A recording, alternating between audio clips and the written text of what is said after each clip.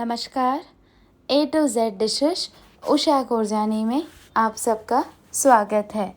आज इस वीडियो में मैं आपके साथ शेयर करने जा रही हूँ एकदम परफेक्ट, बहुत ही टेस्टी राजस्थानी की स्पेशल बाफला बाटी। ये इतनी बढ़िया लगती है ना। और अगर आपने ये बाफला बाटी इस तरीके से जैसे मैंने बनाई है, सारी चीज़ें अगर आपने ऐसे बना ली ना, तो आप हमेशा ही कहेंगे कि मैं यही दाल बाफला बाटी बनाऊं। ये इतनी बढ़िया लगती है, एकदम राजस्थान का ये ट्रेडिशनली फूड है।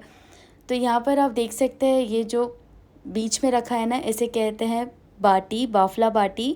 और इसके साथ ये दाल बनाई जाती है, आलू की सब्जी सर्व की जाती है, स्पाइसी लहसुन की चटनी। मैंने यहाँ पर दो तरह के चूरमा बनाए, एक आटे का और एक बेसन का।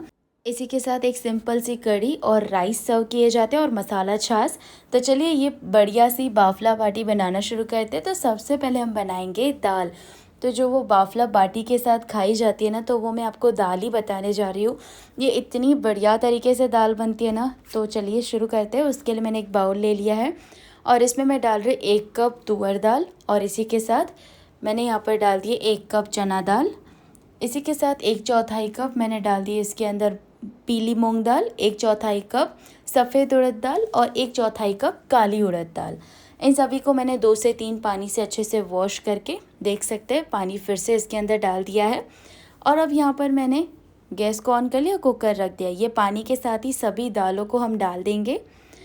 तो यहाँ पर इसे डालने के बाद एक्स्ट्रा मैं इसके अंदर 1 बड़ा गिलास पानी डाल रही हूँ। 1/4 चम्मच हल्दी पाउडर और 1/4 चम्मच नमक डाल देंगे। अच्छे से इसे मिला लेंगे और कुकर का ढक्कन देते हुए इसे हम 2 से 3 सीटी आने तक पका लेंगे।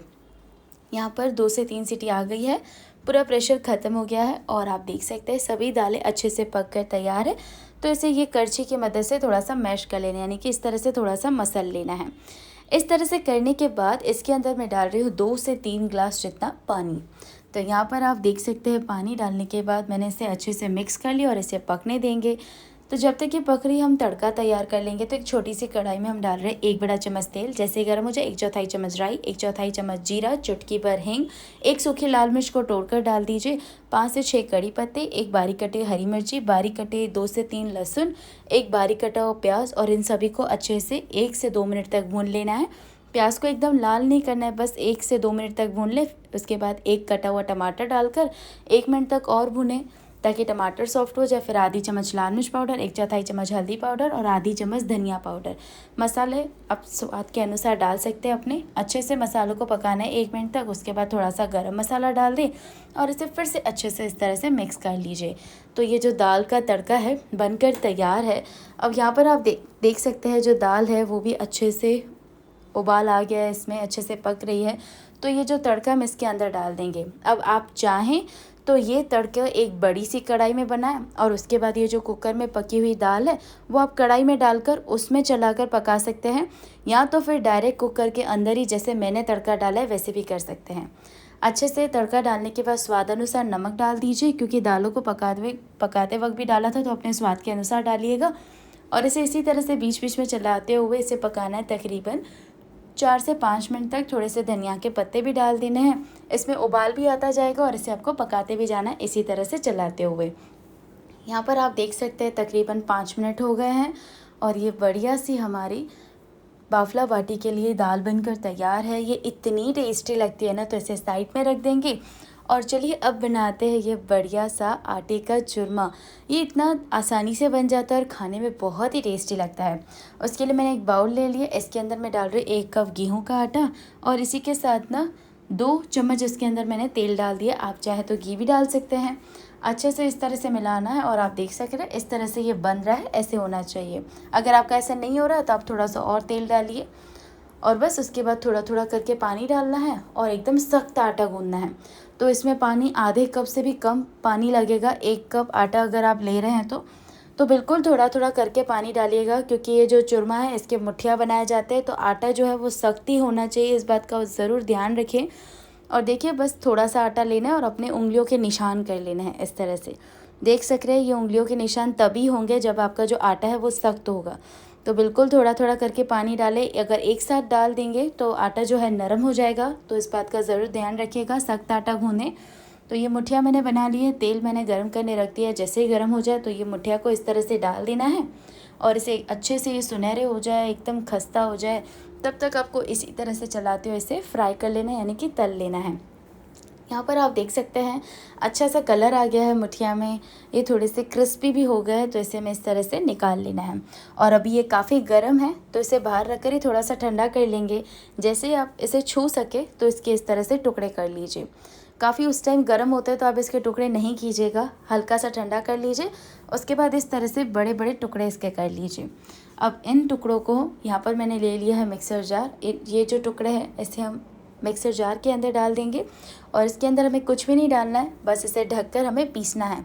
पर एकदम पाउडर नहीं बनाना है, थोड़ा सा हल्का सा दरदरा रखना है। तो मिक्सर को चलाएं, फिर बंद करें, फिर चलाएं, ऐसे करके पीसेंगे ना तो ये दरदरापन इसमें आ जाएगा अपने आप ही। तो ऐसा आपको पीसना है, इस बात का ध्यान रखिएगा, क्योंकि एकदम पूरा पाउडर बना लेंगे ना तो वो चूरमा खाने में आपको मज़ा नहीं आएगा। अब इसके अंदर मैं डाल रही हूँ चीनी। तो यहाँ पर मैंने डाली है 2 से 3 चम्मच जितनी चीनी और इसके अंदर मैंने डाल दिया है घी 2 बड़े चम्मच। तो घी को मैंने गरम कर लिया था तो वो डाल दिया और चीनी आप अपने स्वाद के अनुसार कम ज़्यादा कर सकते हैं। अच्छे से सभी चीज़ों को मिलाना है। अगर आपको ज़्यादा चीनी पसंद है तो आप ज़्यादा डालें, चखकर आपको देख लेना है, या फिर आप थोड़ी कम भी डाल सकते हैं। अच्छे से मिला लिया और ये चूरमा बनकर तैयार है। आटे का थोड़े से पिस्ता कटे हुए और बादाम डाल देंगे। अगर आपको नहीं पसंद है तो ना डालें, बस ऐसे ही चूरमा खाएं। तो ये आटे का चूरमा हो गया। चलिए अब बनाते हैं बेसन का चूरमा। तो बेसन का चूरमा बनाने के लिए यहाँ पर मैंने एक बाउल ले लिया और इसमें मैं डाल रही 1 कप बेसन। इसी के साथ 2 से 3 चम्मच जितना मैंने इसके अंदर तेल डाल दिया। आप घी भी डाल सकते हैं। अच्छे से मसलना है बेसन के अंदर और देख सकते हैं इस तरह से ये बंध रहा है, ऐसा होना चाहिए। और बस इसके अंदर बिल्कुल थोड़ा थोड़ा करके पानी डालना है और एकदम सख्त आटा गूंदना है। अब इस बात का आप ध्यान रखें, जब भी आप चूरमा बनाएं तो उसके लिए जो आटा गूंदा जाता है एकदम सख्त गूंदा जाता है। अगर आप नरम आटा गूंदेंगे तो वो जो चूरमा का स्वाद है वो बिल्कुल भी नहीं आएगा। तो यहाँ पर आप देख सकते हैं बिल्कुल थोड़ा थोड़ा कर ही मैं पानी डाल रही हूँ और इस तरह से ये सख्त एकदम सख्त आटा गूंद लेना है। उसके बाद इसमें से भी थोड़ा थोड़ा आटा लेना है और इस तरह से हाथों में से दबा लेना है। अपनी उंगलियों के निशान अपने आप ही आ जाएंगे। एकदम सख्त आटा होगा ना तो साइज़ आपके ऊपर है, आप इसे बड़ी भी कर सकते हैं, पर फ्राई करते टाइम अच्छे से फ्राई हो, कहीं कच्चे ना रहे, इसलिए मैंने मीडियम साइज़ के ही बनाए हैं। गरम तेल में से डाल देना है, एकदम ये सुनहरे हो जाए, अच्छा खस्ता हो जाए, तब तक इसे भी हमें अच्छे से फ्राई कर लेना है। तो यहाँ पर आप देख सकते हैं मैं इसे भी अच्छे से फ्राई करती जा रही हूँ और ये दोनों चूरमा इतने बढ़िया लगते हैं ना खाने में। आप इसे ऐसे भी बना सकते हैं, कहीं ट्रैवलिंग में जा रहे हैं, काफ़ी दिनों तक इसे स्टोर भी कर सकते हैं और हेल्दी भी है। यहाँ पर आप देख सकते हैं इसे मैंने फ्राई करके इस तरह से निकाल लिया। थोड़ा सा बाहर रख कर ठंडा कर लीजिए। जैसे आप इसे छू सकते हैं तो इसके देख सकते हैं टुकड़े कर लेने हैं, बड़े बड़े टुकड़े करने हैं। तो इसी तरह से आप देख सकते हैं इसके भी मैंने टुकड़े कर लिए। अब यहाँ पर मैंने ले लिया है मिक्सर जार और इन टुकड़ों को हम इसके अंदर इस तरह से डाल देंगे और इसी के अंदर मैं डालूँ चुटकी भर हल्दी पाउडर, ये थोड़ा सा कलर के लिए, इससे स्वाद का कोई फ़र्क नहीं आएगा। तो बस ये बेसन का है तो थोड़ा सा लगना चाहिए और इससे ढककर भी हमें दरदरा पीसना है। ध्यान रखिएगा दरदरा ही पीसना है और इसे बाउल में निकाल लीजिए। इसके बाद इसके अंदर मैं डाल रही हूँ 2 से 3 चम्मच जितनी चीनी और इसी के साथ इसमें मैं डाल रही हूँ 2 से 3 चम्मच जितना घी। और ये घी को मैंने गरम कर लिया। अगर आप गरम घी नहीं डालते तो बस ऐसे भी डाल सकते हैं। अच्छे से हमें इस तरह से इसे मिक्स कर लेना है और चीनी आप अपने स्वाद के अनुसार कम ज़्यादा कर सकते हैं। तो बस अच्छे से इस तरह से मिला लीजिए और थोड़ा सा इसके ऊपर मैं डाल रही हूँ कटे हुए पिस्ता और बादाम। आप चाहें तो इसे ना डालें, बस ऐसे ही चूरमा को आप सर्व कर सकते हैं बाफला बाटी के साथ या फिर ऐसे ही। तो ये बेसन का चूरमा भी तैयार है। चलिए अब बनाते हैं ये सिंपल सी कढ़ी जिसमें बिल्कुल ज़्यादा मसाले भी नहीं हैं और खाने में भी बहुत ही टेस्टी लगते हैं। उसके लिए मैंने 1 कप दही ले लिए। इसके अंदर मैं डाल रही हूँ 1 बड़ा चम्मच बेसन, 1/4 चम्मच हल्दी पाउडर। इन सभी को हमें अच्छे से मिला लेना है। तो यहाँ पर जो दही है घर की फ्रेश जमाई हुई, अगर आप घर पे नहीं जमाते तो आप मार्केट की भी ले सकते हैं। कोई भी बेसन की गुठली नहीं है, अच्छे से मिला लिया है। इसके अंदर मैं डाल रही हूँ 1 गिलास भरकर, 1 बड़ा गिलास भरकर, छोटे है तो आप 2 गिलास डालें, यहाँ बड़ा है तो 1 गिलास पानी डालकर अच्छे से मिला लें। उसके बाद मैंने कढ़ाई में डाल दिया आधी चम्मच तेल। जैसे गर्म हो जाए 1/4 चम्मच राई, 1/4 चम्मच जीरा, चुटकी भर हींग, 1 बारीक कटी हरी मिर्ची, 5 से 6 कड़ी पत्ते। इन सभी को थोड़ा सा भूनने के बाद 1/4 चम्मच इसके अंदर मैं लाल मिर्च पाउडर डाली। हरी मिर्ची भी डाली इसलिए मैंने लाल मिर्च पाउडर कम डाला है। अच्छे से इसे मिक्स कर लेना है और ये जो दही बेसन का घोल है वो इसके अंदर डाल देना है। अब यहाँ पर मैं थोड़ा सा और पानी डाल रही हूँ, समझ लीजिए आधा कप जितना, क्योंकि ये थोड़ा सा बेसन चिपका हुआ है बाउल में, तो आधा कप जितना मैंने और पानी इसके अंदर ऐड किया है। बस इसी तरह से इसे चलाते जाना और पकाते जाना है। स्वाद अनुसार नमक भी मैंने इसके अंदर डाल दिया है। तकरीबन इसे आपको 3 से 4 मिनट तक पकाना है। बस इस तरह से उबाल भी आता जाएगा और आपको इस तरह से चलाते भी रहना है। तो यहाँ पर आप देख सकते हैं, बस थोड़े से धनिया के पत्ते डाल दीजिए और 3 से 4 मिनट हो गए। ये बढ़िया सी कढ़ी बनकर तैयार है। और ये बाफला बाटी के साथ ये बहुत ही सिंपल सी कढ़ी बनाई जाती है, ना ही ज़्यादा मसाले ना ही कुछ। तो ये कढ़ी बनकर तैयार है। चलिए बनाते हैं मसालेदार आलू की सब्ज़ी। तो ये बनाने के लिए हमें चाहिए उबले हुए आलू। तो यहाँ पर मैंने ले लिया है 2 उबले हुए आलू, जिसके ऊपर का जो छिलका है वो हमें इस तरह से निकाल लेना है दोनों का। और इसके बाद इस तरह से हाथों से मसल लेना है। हाथों से मसलने से क्या होगा, थोड़े से बड़े टुकड़े रहेंगे और थोड़े से इस तरह से ऐसा ही होना चाहिए। अब कढ़ाई में मैं डाल रही हूँ 1 छोटी चम्मच तेल, जैसे गर्म हो जाए 1/4 चम्मच राई, चुटकी भर हींग, 1 कटी हुई हरी मिर्ची बारीक वाली और 5 से 6 कड़ी पत्ते, 1 पीसा हुआ टमाटर, और इसे 1 मिनट तक भून लेना है ताकि टमाटर का कच्चापन दूर हो जाए। उसके बाद 1/4 चम्मच लाल मिर्च पाउडर, चुटकी भर हल्दी पाउडर, 1/4 चम्मच धनिया पाउडर। मसाले और नमक आप अपने स्वाद के अनुसार डाल सकते हैं। अच्छे से इसे मिला लेना है। अब ये जो उबले हुए आलू है जिसे हमने मसल कर रखा था, इसे डालकर इसे 1 से आधी मिनट तक भूनना है। फिर इसके अंदर मैं डाल रही हूँ 1 कप जितना पानी और बस अच्छे से मिला लीजिए। और मिलाने के बाद स्वाद अनुसार नमक डाल दीजिए। अच्छे से इसे और मिलाएं और 2 से 3 मिनट तक इसे पका लें। तो ये मसालेदार आलू की सब्ज़ी बनकर भी तैयार है। ये इतनी टेस्टी लगती है ना, सिंपल है और खाने में भी बहुत ही बढ़िया। चलिए अब बना लेते हैं ये बढ़िया सी लहसुन की बहुत ही स्पाइसी चटनी। तो उसके लिए मैंने यहाँ पर ले लिया एक इस तरह से ओखली, ट्रेडिशनल वे से बनाएंगे। आधा कप इसके अंदर मैंने लहसुन को छील कर डाल दिया है और 3 चम्मच जितना मैंने इसके अंदर लाल मिर्च पाउडर डाला है और 1/4 चम्मच जीरा डाल दिया। इन सभी को हमें कूटना है। तो यहाँ पर कूटने के बाद इसके अंदर हम थोड़ा थोड़ा करके पानी डालते जाएंगे। और ये जो चटनी है ना, आपको गाढ़ी तैयार करनी है, तो ज़्यादा पानी नहीं डालिएगा, थोड़ा थोड़ा करके डालते जाए ज़रूरत के अनुसार, इसे कूटते जाए। मिक्सर जार में से नहीं कीजिएगा, आपको इसी तरह से ओखली में करनी है। अगर आप चाहें तो उसमें कर सकते हैं, पर इसका जो रियल स्वाद है ना, ये ओखली में ही आता है, एकदम ट्रेडिशनल वे। अच्छे से मैंने इसे कूट लिया है। अब एक पैन में मैंने डाल दिया है थोड़ा सा 1 बड़ा चम्मच जितना घी।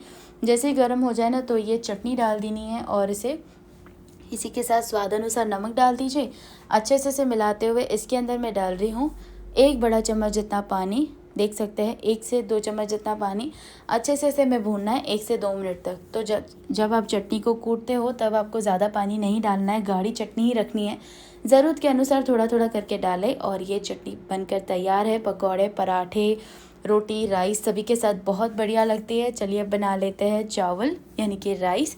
इसके लिए मैंने यहाँ पर ये 1 कप छोटे चावल ले लिए हैं। आप जो भी घर पे इस्तेमाल करते हैं आप वो ले सकते हैं। इसे हमें 2 से 3 पानी से अच्छे से वॉश कर लेना है। उसके बाद मैंने गैस को ऑन कर लिया और इस तरह से एक पैन रख दिया है। कोई बर्तन रख सकते हैं आप। इसके अंदर हमें डालना है 2 कप जितना पानी। 1 कप चावल में 2 कप पानी आपको डाल देना है। उसके बाद स्वाद अनुसार नमक डाल दी, 1 छोटी चम्मच घी डाल देना है। अच्छे से इसे मिलाने के बाद ये जो चावल है ना, ये डाल देना है। तो चावलों में से पानी निकाल लेना है, क्योंकि पानी हमने पहले से ही डाल कर रखा है। तो बस पानी निकाल ले, सिर्फ आपको चावल ही डालना है। अच्छे से इसे मिलाते हुए आपको खुला ही पकाना है तकरीबन 4 से 5 मिनट तक। बीच बीच में चलाते रहे और इसको पकाते रहे जब तक इसका पानी सूख जाए, तब तक आपको इसे पकाना है। तो यहाँ पर आप देख सकते हैं इसका पानी सूखता जा रहा है। इसमें बीच बीच में चलाती भी रह रही हूँ। इसमें तकरीबन 4 से 5 मिनट लगेंगे पानी सूखने में। यहाँ पर आप देख सकते हैं हल्का सा पानी रह जाए तो बिल्कुल धीमी आंच कर लेनी है, बिल्कुल लो फ्लेम, और इसे ढककर 5 मिनट तक पकाना है, पर बिल्कुल धीमी आंच पर। इस बात का ध्यान रखिएगा। 5 मिनट हो गए हैं और ये बढ़िया से चावल बनकर तैयार है। आप देख सकते हैं कितने खिले खिले बनने हैं। तो बस गैस को हमें बंद कर लेना है और इसे ढककर ऐसे ही 5 मिनट तक रख दें।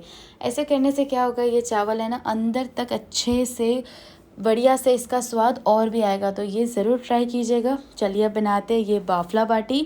बनाना बहुत ही आसान है। तो उसके लिए मैंने यहाँ पर ले लिया एक बड़ा सा बर्तन और इसमें मैं डाल रही हूँ 4 कप गेहूं का आटा। 1 कप इसके अंदर मैंने सूजी डाल दी है, बारीक वाली डाले मोटी वाली, उससे कोई फ़र्क नहीं पड़ता, जो आप घर पर इस्तेमाल करते हैं। और 1 कप बेसन, आधी चम्मच हल्दी पाउडर, स्वाद अनुसार नमक या फिर 1 चम्मच नमक, इसी के साथ आधी चम्मच जितनी अजवाइन को इस तरह से मसल कर डालेंगे और यहाँ पर मैंने आधा कप जितना इसके अंदर डाल दिया है तेल। अब इन सभी को हमें अच्छे से मिलाना है। तो यहाँ पर आप देख सकते हैं मैं इधर है ना, ये जो बाफला बाटी है काफ़ी ज़्यादा क्वांटिटी में बना रही हूँ। आप इसे कम क्वांटिटी में भी बना सकते हैं। बस इसी तरह से इसे हमें अच्छे से मिलाते जाना है और आप देखें ये इस तरह से बंध रहा है, यानी ये परफेक्ट है। अब इसके अंदर थोड़ा थोड़ा कर पानी डालते जाएंगे और आटे को गूंदना है। तो ये जो बाफला बाटी के लिए आटा होता है ना, वो ज़्यादा नरम भी नहीं होता है और मीडियम भी नहीं होता है। इसके लिए जो आटा है ना, एकदम आपको सख्त लगाना होता है। इसलिए एक साथ पानी बिल्कुल भी ना डालें। अगर आप एक साथ डाल देते तो काफ़ी बार क्या होता है, जो आटा है वो नरम हो जाता है और फिर वो बाफला बाटी बढ़िया नहीं बनती है। इसके लिए आपको सख्त आटा गूंदना है, देख सकते हैं इस तरह से। अब यहाँ पर मैंने गैस को ऑन कर लिया और एक बड़े से बर्तन में मैंने पानी डालकर इसे अच्छे से गर्म होने देना है। जब तक ये गर्म हो रहा है हम बाफला बाटी बना लेंगे। तो यहाँ पर इस तरह से थोड़ा सा आटा ले लें और इसे एक बॉल का शेप दे दीजिए, देख सकते हैं इस तरह से। और ये जो बाटी का साइज़ है ना, आप इससे बड़ी भी बना सकते हैं, इससे छोटी भी बना सकते हैं। मैंने मीडियम रखी है क्योंकि बीच से कट भी होगी, तो इस तरह से आपको ज़्यादा छोटी तो नहीं बनानी है। तो इससे बड़ी तो बना ही सकते हैं आप, पर मैंने मीडियम रखी है। बस इसी तरह से मैंने बना लिया और तकरीबन इस आटे में से मेरी साइज़ के हिसाब से 23 बनी है। पानी अच्छा गर्म हो गया है। तो ये जो बाफला बाटी है इस तरह से हमें डाल देनी है सारी की सारी। और इसे डालते ही आपको बिल्कुल भी इसे चलाना नहीं है। इसे आपको 1 से 2 मिनट तक ऐसे ही पानी के अंदर पकने देना है। 1 से 2 मिनट के बाद इस तरह से बीच बीच में चलाते रहे और इसे तकरीबन आपको 8 से 10 मिनट तक पकाना है। मेरी क्वांटिटी ज़्यादा है, इसलिए अगर आप कम बनाएंगे तो थोड़ा कम टाइम लगेगा, क्योंकि ये आटा है कहीं से कच्चा नहीं रहना चाहिए। तो 8 से 10 मिनट तो लगेंगे ही।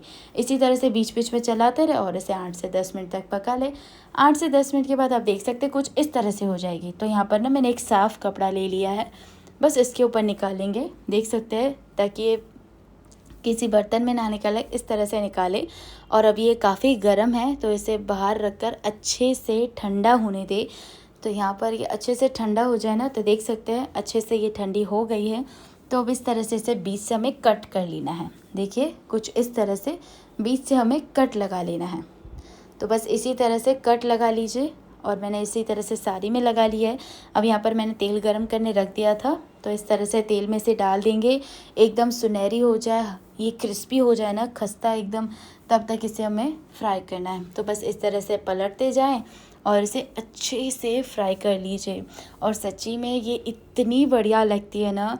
तो बस इसी तरह से चलाते जाए, इसका कलर जो है ना ये सुनहरी होती जाएगी। तो इसी तरह से चलाते जाए और इसे फ्राई कर लीजिए।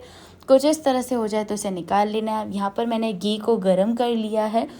तो यहाँ पर गरम घी के अंदर इस तरह से ये बाफला बाटी डालनी है, अच्छे से इस तरह से मिलाना है ताकि पूरी बाफला बाटी पे घी अच्छे से लग जाए। राजस्थानी दाल बाटी यानी घी तो हमें पहले ही चाहिए।